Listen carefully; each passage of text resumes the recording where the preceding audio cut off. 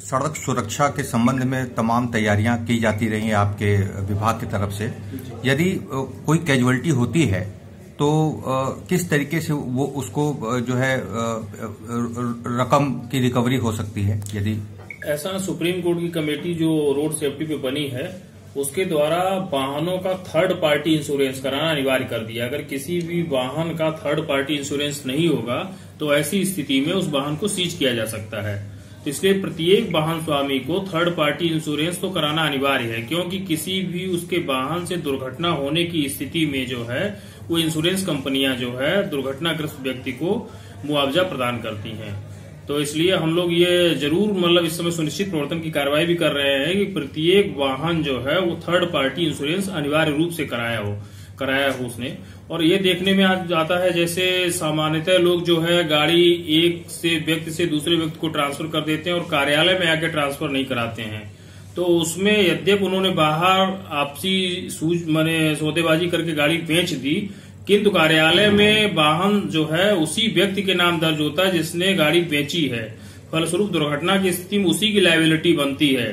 इसलिए मेरा आपके माध्यम से अनुरोध है कि ऐसे व्यक्ति जो वाहन अपना विक्रय कर देते हैं वो कार्यालय में उपस्थित होकर फार्म 29-30 भर के और क्रेता विक्रेता दोनों उपस्थित हों और गाड़ी का ट्रांसफर करा दें, जिसको बेची उसके नाम दर्ज करा दें। इसी तरह हम देखते हैं कमर्शियल व्हीकल है उसमें भी लोग इसी तरह करते हैं। उसके फलस्वरूप क्या होता है कि टैक्स की लायबिलिटी जो है वो जिसका वाहन उसी पे आती रहती है और जब नोटिस जाती है तब वो आते हैं कि साहब हमने वाहन बेच दिया है, किंतु उन्होंने कार्यालय के अभिलेखों में वाहन जो है उन्हीं के नाम दर्ज है।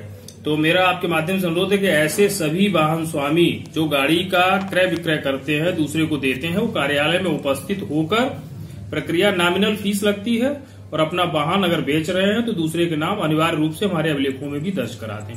अगर कोई व्यक्ति ने गाड़ी बेच दिया और आपसी म्यूचुअल अंडरस्टैंडिंग में लिखा पढ़ी कर लिया और वो गाड़ी एक्सीडेंट कर जाती है तो वो क्षतिपूर्ति कौन करेगा उसका? अगर उसने बीमा थर्ड पार्टी कराया होगा तो बीमा कंपनी उसकी क्षतिपूर्ति करेंगी और अगर उन्होंने थर्ड पार्टी बीमा नहीं कराया होगा तो वाहन स्वामी ही क्षतिपूर्ति के लिए जिम्मेदार होगा। थर्ड पार्टी बीमा होने के बावजूद भी अगर उसने खरीद बिक्री बाहर कर लिया हो और आपके विभाग में आके सूचना न दिया हो, ऐसे में किसकी लायबिलिटी तय होगी? नहीं तो अगर खरीद बिक्री कर लिया जिसको बेचा है, चूंकि अभिलेखों में तो हमारा नाम उसी का नाम दर्ज है तो निश्चित रूप से उसी की जवाबदेही बनेगी। इसीलिए जब भी आप किसी को वाहन बेचते हैं तो उसको हमारे कार्यालय में आके फार्म 29-30 भर के उसके नाम जरूर दर्ज करवा दें, नहीं तो उन्हीं की लायबिलिटी वाहन स्वामी की ही लायबिलिटी होगी जिसने बेचा है। तमाम चालक हैं, चाहे वो 2 पहिया है, 4 व्हीलर हो या बड़े ट्रक हो, क्या कहना चाहेंगे, क्या उनको संदेश देना चाहेंगे? मैं तो देखिए भारत सरकार ने 31वां राष्ट्रीय सड़क सुरक्षा सप्ताह मनाए जाने के निर्देश दिए, जिसके क्रम में हम 11 जनवरी से 17 जनवरी तक लोगों को सड़क सुरक्षा नियमों से परिचित कराने के लिए विभिन्न गोष्ठियां कर रहे हैं। हमारा कल जिलाधिकारी महोदय की अध्यक्षता में जिला सड़क सुरक्षा समिति की बैठक भी होगी।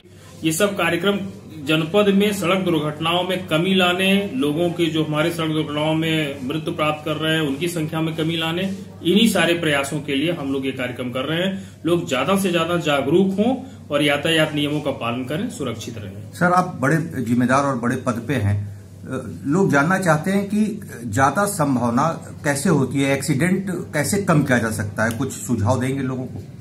देखिए आजकल हम लोग जो है या तो जैसे अब 2 पहिया चालक है, अगर हेलमेट लगाए हैं तो लगभग 80% तक उनकी जान बच सकती है। इसी तरह 4 पहिया वाहन चालक जो है अगर उसमें बैठे हुए लोग सीट बेल्ट लगाए हैं तो उससे भी उनकी सुरक्षा हो जाती है। सीट बेल्ट लगाने के बाद आपके एयर बैग भी खुल जाते हैं। तो अच्छा, इसमें कोहरा का मौसम चल रहा है तो हमने रेट्रो रिफ्लेक्टिव टेप लगाए जाने का भी अभियान चलाया है। जो भी कमर्शियल व्हीकल है उनमें पीछे लाल रंग की पट्टी, आगे सफेद रंग की पट्टी और अगल बगल पीले रंग की पट्टी लगवाना अनिवार्य है। हमारे यहाँ जो भी वाहन फिटनेस के लिए आते हैं उसमें हम सुनिश्चित करते हैं कि रेट्रो रिफ्लेक्टिव टेप प्रत्येक वाहन में लगा हो। तो लोग अगर ये सावधानियां बरतेंगे तो निश्चित रूप से सड़क दुर्घटनाओं में कमी आएगी। क्या ये भी मानते हैं कि ज्यादा स्पीड में लोगों का गाड़ी चलाना भी एक मुख्य कारण है? निश्चित रूप से सड़क दुर्घटनाओं का मुख्य कारक ओवर स्पीडिंग भी है।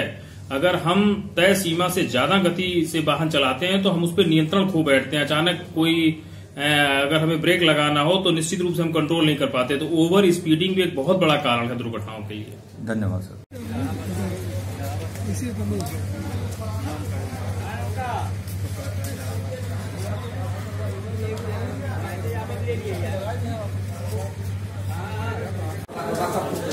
ठीक।